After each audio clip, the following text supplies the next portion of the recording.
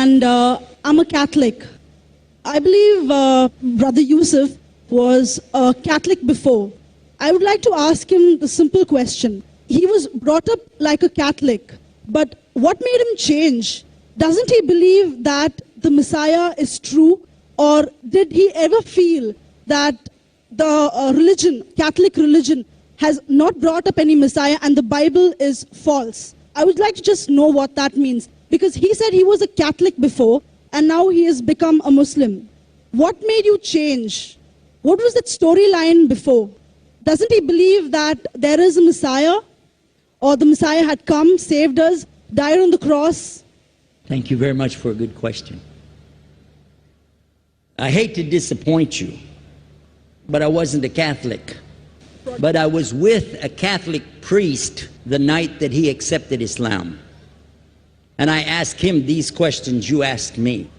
Because after all, I was still a Christian, a preacher in Christianity, and I wanted to know why my best friend, a Catholic priest, had converted. That's a pretty weird thing. A Catholic priest is not like a regular preacher in the Protestant religion. A Catholic priest has given up everything.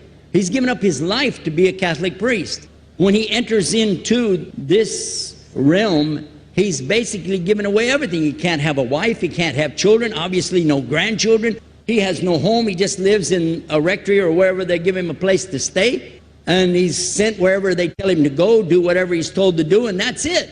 And he cannot disobey the Pope, otherwise they can kick him out of the religion, and if they do, he's excommunicated and he goes to hell forever. So how would a person like this want to become one of those Muslim terrorists? That's what I wanted to know.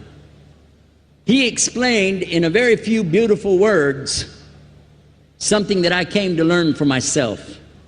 He said that he was sincerely in the Catholic religion because he believed in God, that he had studied, his degree was in theology, and a part of the teaching that they as priests have is to study Islam. Every priest is forced to study Islam. Now you may not know that, but you can ask your priest and he'll confirm it. And when you study Islam, even when Islam is taught to you by somebody who hates Islam, as long as they don't corrupt it too far, you can still see the truth in Islam. A classical example happened to me just recently when I was in Saudi Arabia. A friend of mine, very old copy of one of the first Qurans ever translated to English by George Sale. George Sale hated Islam, he hated the Muslims, but when he translated the Quran to English, he was true to the text of the words. Although maybe not getting all the meaning, he certainly was true to the text of the words. I was shocked when I read it. Have you seen it? You know what I'm talking about? Amazing. And listen to this. George Bernard Shaw, for instance, is one of many, a long list of people who read this and realized the truth of Islam. When people see the truth of Islam, it can change them if they want to be guided. If they want the truth, it can change them. You might think, I'm a Catholic, I'll never be anything but a Catholic. But I'm going to ask you a question, and I want you to be honest. This is not for you to, start a debate, but just be honest. Was Jesus a Catholic?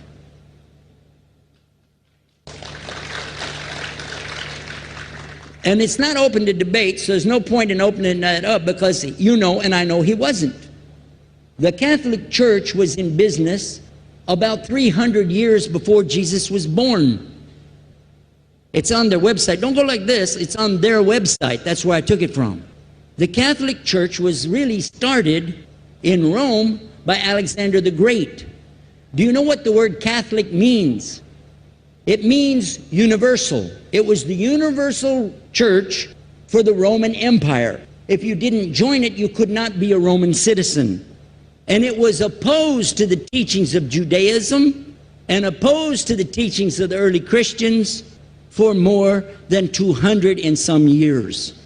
And they were diametrically opposed to each other to the extent that it was the Romans killing the early Christians.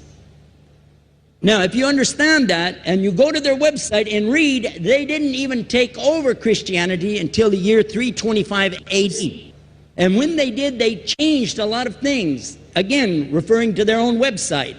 But if you want to check it in Britannica or Americana or grow your encyclopedias, go ahead and read about the Catholic Church. When in August of 325 AD at the Nicaea Council, they took over, first thing they said was, let's change the date of the birth of Jesus to be the same date as that of Mithras, which was the god, one of the gods worshipped there, and also the sun god's birthday was the same day, December the 25th, believing it to be the shortest day of the year. And Constantine was a sun worshiper of Sol Invictus. Go to the website, read it for yourself. There are a lot of points, but not the least of which, even today, if you go in any Catholic church, and I have, you'll see so many portraits and statues and idols and images throughout the whole place, that for the one who's never experienced that, for a Muslim who knows about these images, he'll be like, whoa, a'udhu billah. Whoa, what's this? The first time I walked in a Catholic church, I was about 10 years old. I was shocked. I was shocked at the idols and statues everywhere, because in the Protestant religion, we were brought up to believe that the second commandment was just as important as the first commandment. The first commandment in the Bible, in Exodus, is the same as the first commandment in the book of Deuteronomy. It says, I am the Lord your God that brought you out of the land of Egypt in the house of bondage. You know no other God beside me. Beside me there's no other gods. Thou shalt not have any other gods beside me. How many in this room agree with that commandment? Raise your hand. You notice the Muslims are raising their hand because it means Ashhadu an la ilaha illallah. That's the first commandment for us as well. The second commandment you have clearly says, thou shalt not make any idol, any graven image of anything that creeps upon the earth, swims in the sea beneath, or flies in the air above.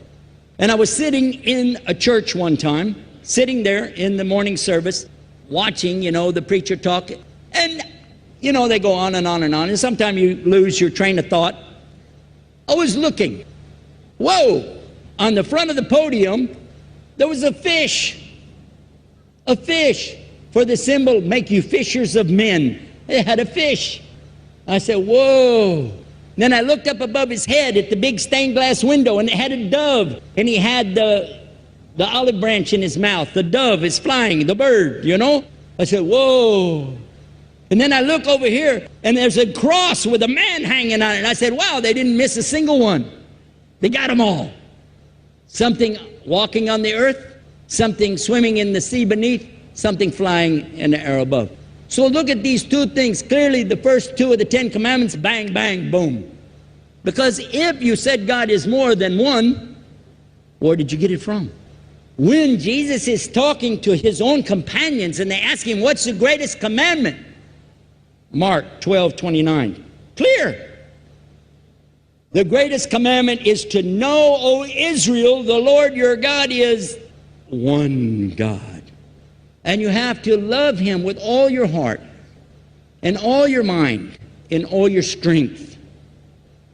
And this is no different from what Prophet Muhammad ﷺ was saying, the same thing to his people. Same thing I mentioned in the lecture. This is certainly for us the same. So what you see is Muslims practicing the commandments, and you see people claiming the commandments but practicing something else.